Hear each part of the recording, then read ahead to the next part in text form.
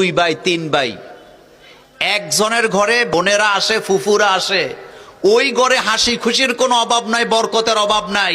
আর যেই ভাইয়েরা বোনদেরকে জীবনে একবেলা খাওয়ায় না, তার ঘরে বাতিও জ্বলে না।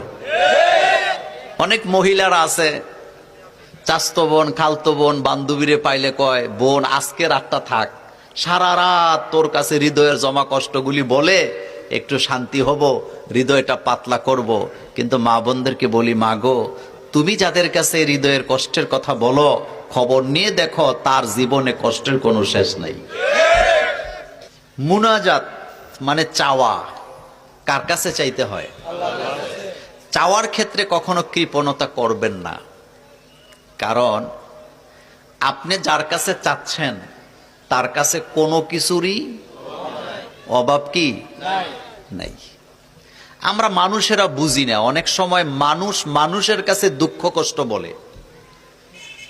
অনেক সময় বলে যে ভাই তোর কাছে দুঃখটা বলি যাতে আমার হৃদয়টা হালকা হয়।